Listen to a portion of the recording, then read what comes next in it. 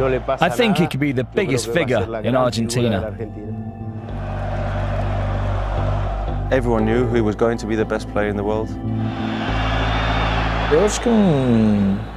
He's a very special player. I think that he's the best player in history. I think it's the gift that God gave to him. My dream was to be a professional footballer.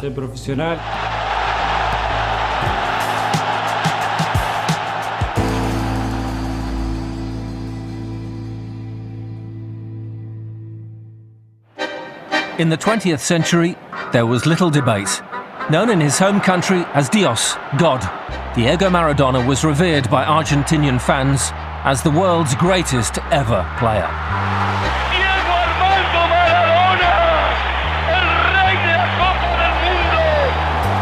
But as the new millennium dawned, Maradona's status as the nation's favourite sporting icon came under threat. La Albiceleste had discovered a new number 10. Here comes Messi, into overdrive. Messi! It's out of this world from Leo Messi! One of the finest football talents ever seen, it seems fanciful to imagine there was a time when the world had never heard of Lionel Messi. Born in Rosario in June 1987, by the age of 11, Lionel Messi was on the books of local club Newell's Old Boys and was part of a youth team beaten just once in 4 years. His signature was coveted by both Newell's and River Plate, but there was one outstanding issue. He had been diagnosed with a growth hormone deficiency and, in order to reach his natural height at a normal rate, required treatment costing $1,000 a month. Neither club could afford it. But Jose Maria Minguella, a scout from FC Barcelona, had other ideas. I found out about Messi through the people that I've worked with in Argentina on other things, on other players, through a school called Marca. They sent me a videotape, and there you could see him already doing these amazing things. It really seemed that he had the ball sewn to his feet, pretty much what he does now. But it was even more surprising to see that in a boy of 12 or 13 years of age. In the end, Barcelona decided to go ahead with it. Messi's new seat of learning was La Masia, the famous youth academy of the Catalan giants. And alongside many other future stars, such as Valdés, Iniesta, Puyol and Xavi, it was here that Messi would learn the Barcelona way. I arrived when I was 13. I came with my family. I spent time at La Masia, but I didn't sleep there. I was with my dad and with my brother in a house. I spent time with the other kids at La Masia. I ate there and I spent the day there. And that was good to help me adapt. It made everything easier and helped me a lot. I was his first coach when he came. I just was coach under 14 back in the season 2000-2001 when he came on trial just before Christmas. Don't remember now, it was October, November, December. In 2000, I was coach under 14. I had already in this generation or promotion, born in 1987, Cesc Fabregas, Gerard Piqué, and many other players that are playing now in different countries at the first level.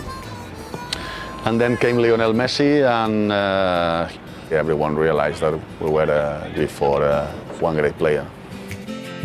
Former Barcelona president Joan Laporta made La Masia his priority. While Real Madrid had the Galacticos and were buying success, the Catalonians were building from within. But despite his obvious talent on the pitch, off it there was a moral question to be answered. I have to say that it never was a discussion from the football point of view. The discussion came from the human point of view. Because at this moment, and it looks that I'm talking about 30 or 40 years ago, when I'm talking only about 10, 11 years ago, but it was absolutely not normal to bring an under 14 player from Argentina to Barcelona. It was decided that Lionel's father would also move to Spain. Había el rumor, ya le digo, en el club que... There was already a rumour in the club that there was a special young player at the academy. So we started to go and see him. And I remember that he scored 4 goals in 14 minutes during one game. So we wanted him to join us permanently. And when he was 16 years old, we signed the first non-professional contract with him. Me acuerdo que firmamos el primer contrato no profesional. Since I met him when I was 14, he was such an unbelievable player.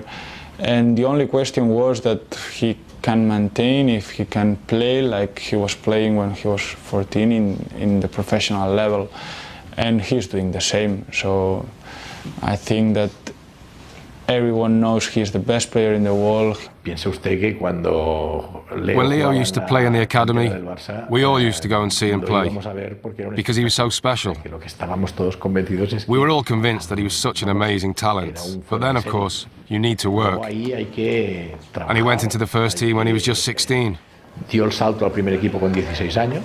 And that was a great decision by Frank Rijkaard and by Chiki Begiristain, and also the board, which fully supported the academy at all times. The academy was fundamental for our club's model. Fortunately for Messi, there was another South American at the club, the Brazilian Ronaldinho, who'd once been named the world's best player. In Catalonia, the young Argentine found a brother in arms. I remember watching him in the youth teams. We all did. And then he started training with us. I remember his first game. I was lucky enough to give the assist for his first ever goal. So he's a great friend. And it's lovely to see him giving so much joy to people who love football. There was a great connection between the two. Ronnie supported Leo and helped him too. Well, the whole team helped him, but Ronnie was the point of reference. But I think the whole team immediately realised that this 16-year-old kid was going to be the best player in the world. I think the first person to realise this was Ronaldinho, because Leo was already able to do great things. He had all the tricks. But his talent is not just his dribbling. It's not just his skills or his speed on the ball. But he also has goals in him. He's also a winner. And he enjoys himself playing football. Ronaldinho had that too. He always played with a smile on his face.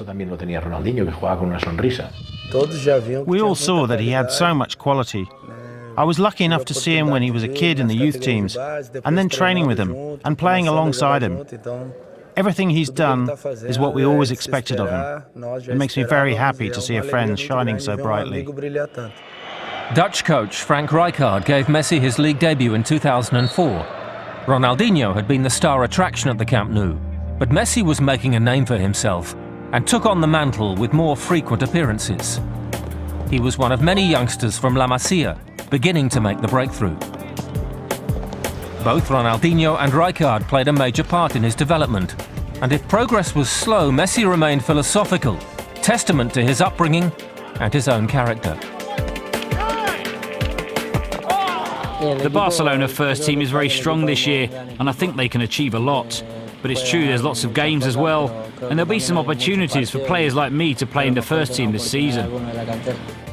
His home environment was great, very united. And I think that's helped Barca, and it's helped Leo. Leo is a very sensible person. He's as humble today as he always was, despite being so famous. But remember, when he was a child, he played as well as he does today. He was incredible.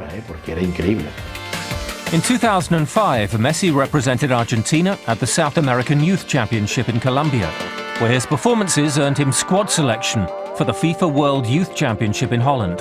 Argentina won the title, with Messi scoring 6 times. His stock was rising. 2006 brought a downturn in fortunes. Injuries saw him miss Barcelona's Champions League win over Arsenal. And at the World Cup in Germany, he was largely peripheral as Argentina fell at the quarter-final stage. As ever in Argentina, a young player of outstanding talent is inevitably labelled the new Maradona, and Messi was no different. This time, however, it looked as if the Argentine public had actually found their new messiah. A third-place finish in the 2007 Ballon d'Or underlined Messi's progress. The comparisons with Maradona were growing. This was no more apparent than when Messi tore through the Getafe defence in a Spanish Cup game to score one of the greatest goals ever seen on Spanish soil.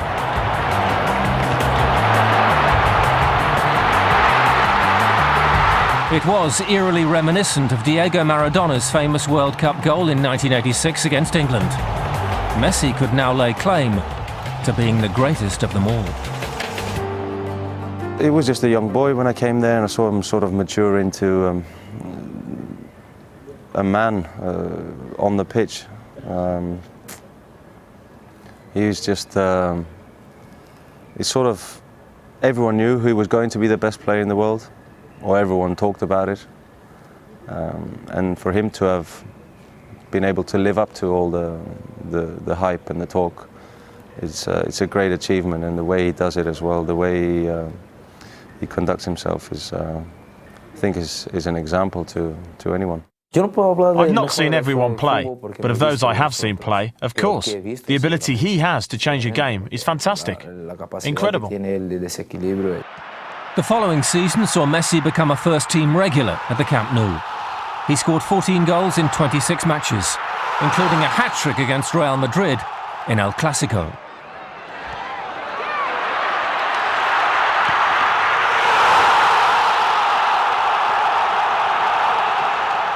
In the summer of 2008, Messi travelled to Beijing and was a key member of the Argentina team to win Olympic gold, his first major honour. And the gold medal would be the catalyst to more spectacular success. Back in Spain, Pep Guardiola was named Barcelona's new coach. A member of the club's 1992 European Cup winning team, he progressed from managing the Barcelona B team. And a superpower of the European game was reborn.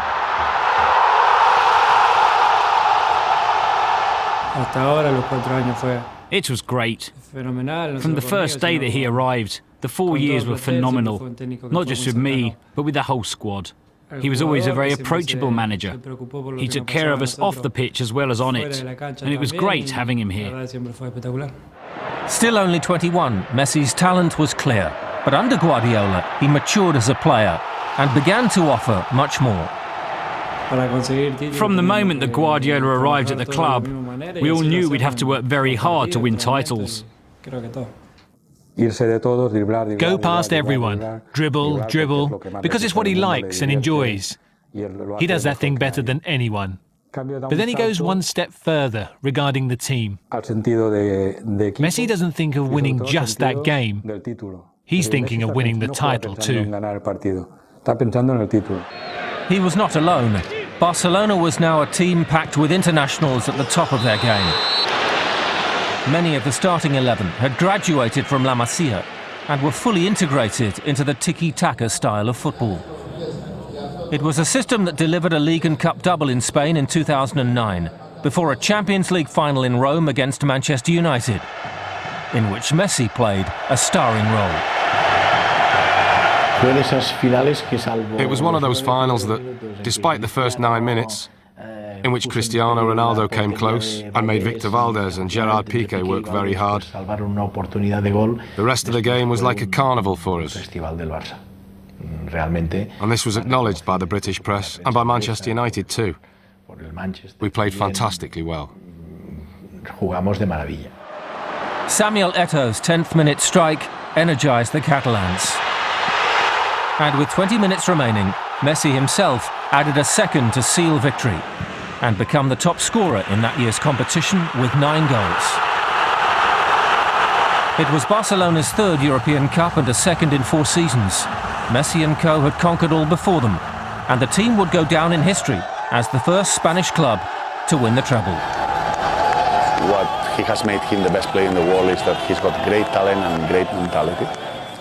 I've never seen a player that young with that much hunger to train, just to be coached.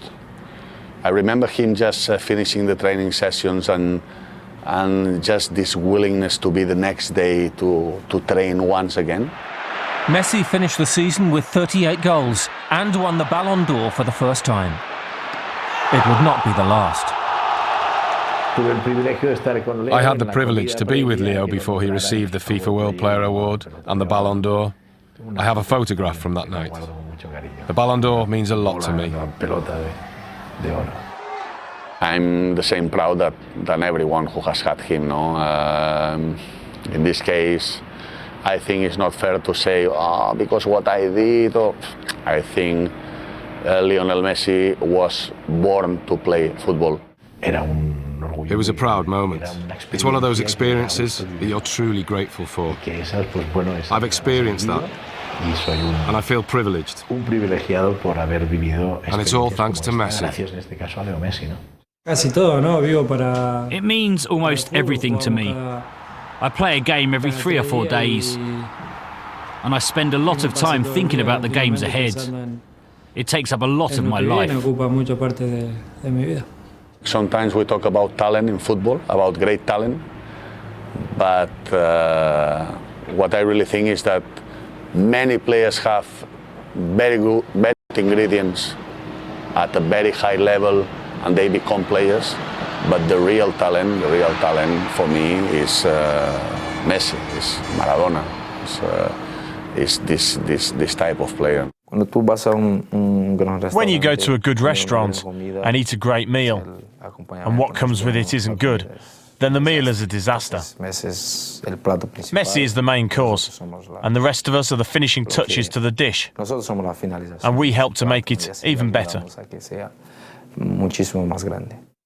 Messi had become one of the biggest and best paid superstars on the planet, and with fame comes adulation. But a strong family, along with the assistance of the staff from La Masia, ensured that Messi remained grounded at all times. And off the pitch, this boy next door became a husband and a father. It was very clear in his mind that the future of his family was depending on his success, all right, in terms of in order to offer them a better life. I think this was a pressure, that usually this pressure is too much pressure for a young lad. But in that case worked as a positive, I think. Usually it's a negative, because you put that pressure or you feel that pressure that young, I think it's too much. But in this case, he's a fighter. He's so focused in football. Sometimes I think he must be sleeping with the ball.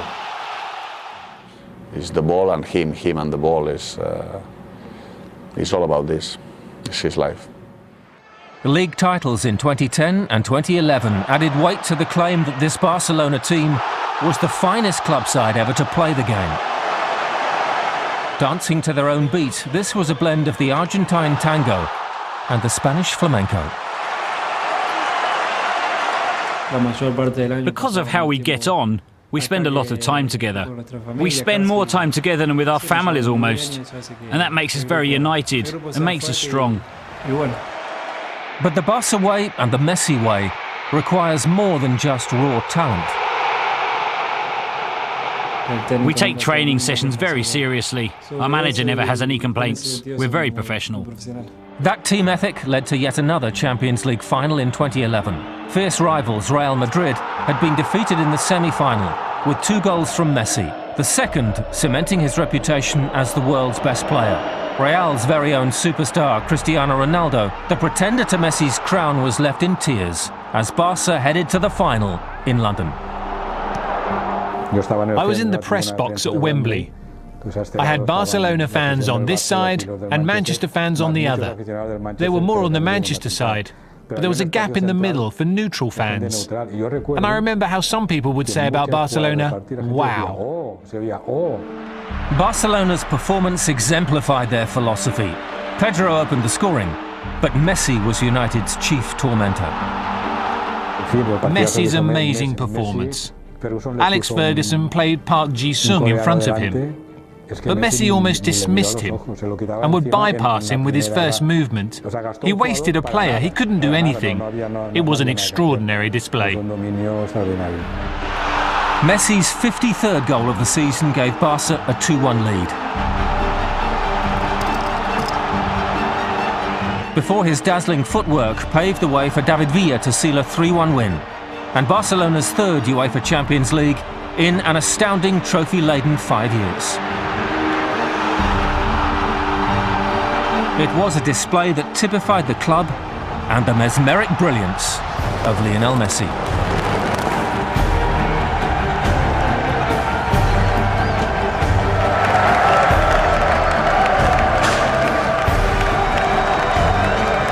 Well, I was lucky enough to be there, and I think it was the most impressive Champions League final I've ever seen. The football played at such a tempo, and at the end of the game I saw Ferguson looking for Messi to shake his hand. I saw things there that I've never seen before, and will probably never see again.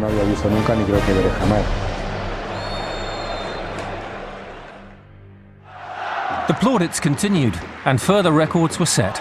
He scored 68 goals in a single season, and in 2012 surpassed the 40-year record set by German legend Gerd Müller of 85 goals in a calendar year. Messi ending with 91. It was a staggering achievement, even by Messi's own implausible standards. And the year ended with a fourth consecutive Ballon d'Or. Teammates Iniesta and Xavi were second and third. It meant Messi became the first player ever to win the world's Best Player award more than 3 times. He is just incredible. It's simple as that. It's not something that you say, he does this or does that. He's just incredible. Once he sets off, there's no stopping him. Basically, as a professional, you see that day after day, he's evolved in an amazing way. Only he knows what he can achieve. And that's amazing. To maintain that level of performance. And not only to maintain that level, but to improve on it year after year. It's crazy, almost unique. Because we've already said so many things about him, it's difficult to say something new or something better. Without doubt, he's number one, the best player there is today in football, and certainly one of the best in history, if not the best, for everything he's achieved, because of his age, for all of the records he keeps breaking. In every game he's decisive. He's a very important player. He's a lad who, in spite of being a player who scores goals and has to be selfish, he still provides a load of assists. People find it hard to praise Leo in this sense, and for us, he's still number one. Messi has played all of his club football in Europe. Argentinians can only catch glimpses of their favourite son on television, or when he returns home to captain the national side. And when he does, adulation and expectation follow him wherever he goes. When Lionel plays well, we improve a lot as a team. When we give him the ball, he always manages to keep our opponents under pressure. And this, of course, lifts the whole team. He's very quick, with a technique that's out of this world. I think these are the qualities that have made the whole world fall in love with him. And despite the success, the wealth and the fame, the world also recognises Lionel Messi for what lies beneath the all-time great. The shy boy from Rosario who simply loves to play. You have to fight for what you want in life. My dream was to be a football player, to be a professional, and I always fought for that, to make my dream come true. And with sacrifice and effort, luckily, I was able to make it happen. Messi al arco.